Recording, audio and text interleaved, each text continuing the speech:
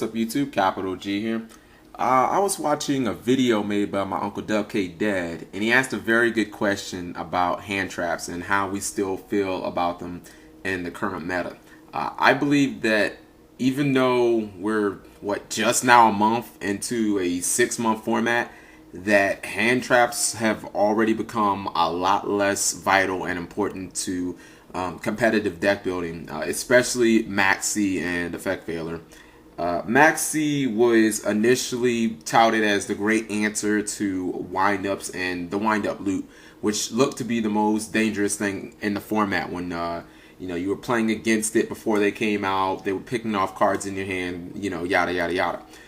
But I think that as we've seen the rise in decks that use skill drain, when you're seeing Dark Worlds, which have one YCS, Heroes, which top 4 and were, if I'm not mistaken, the most played deck at YCS that run multiple skill drains, you're seeing that it's becoming a lot less important to counter those type of plays. I mean, unless your opponent does that turn 1 wind-up loop, you're seeing that turns 3 or turns 2 and further out in the game, Maxi becomes a lot less important. In fact, I would say that if you're playing skill drain, you don't have to use Maxi at all.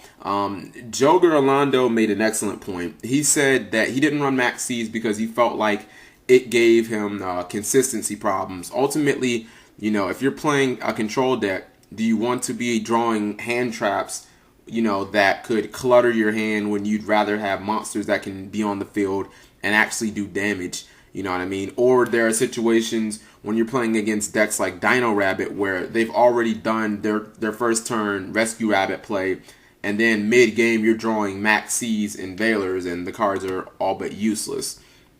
When you look at Maxi, it's really just about the matchups. You look at probably the top 5 decks, Dark World, Heroes, Rabbit, Windups, and Insectors, and the only key matchup that this card is pretty much good at all times is against Windup.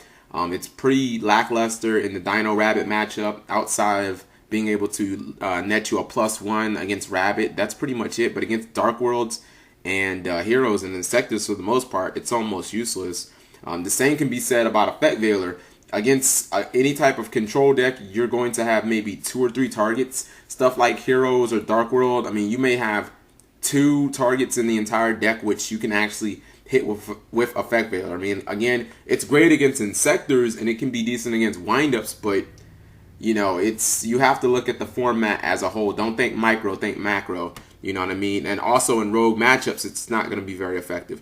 This is one card that I think is seen a lot less play than in previous formats, Gorge. Originally, I think that was because of windups, and I think to a lesser extent it has to do with Insectors because it's a pretty bad card against them. But I think Gorge is fantastic in this meta. You look at it versus Dark Worlds, Heroes, Rabbit, the control type decks. I mean, this card can easily turn the game around. If your opponent attacks with a Grapha, you drop Gorge, you're able to kill Grapha. You can conceivably push for about 6,000 that turn. That can be game-ending damage right there. If you can Smashing Ground or evac the Grapha and just go for game. Again, it's a very good card against Heroes and Rabbit, as you can generally get Gorge bigger than whatever monster they attack with, and then you have a token so you can kind of completely combat them. And then these are 2 cards that he mentioned, Swift Scarecrow and Battle Fader. These are 2 cards that I don't think should see that much play now because there really isn't that much of an OTK factor right now except for Insectors with the Insector Excalibur. But when Heretics come out, I think that these cards will become a lot more vital, especially Swift Iron Scarecrow, because I actually have seen Heretic builds where they tech copies of Quackemiro Drago to stop cards like Gorge, Battle Fader, and Tragodia from coming out and stopping the OTK, but there is no stopping Swift Iron Scarecrow. Unless you have Doka or Gladiator Beast Chariot, you can't stop that card. Now we don't have Gusto Max, so, the deck can't OTK around Gorge unless they have, like Solemn Warning or some type of counter to it. But I think that these cards become more vital when Heretic Dragons come out because they have the OTK potential. Now, that would lead you to think that Maxi and Veiler would be more important, but in my testing, Maxi is still kind of just average against them because you can draw a billion cards, but if you don't draw Gorge, you're pretty much still going to lose and it won't matter. And when Gusto Max comes out, then they should be able to OTK through Gorge, in which it really won't matter because you're extra fucked.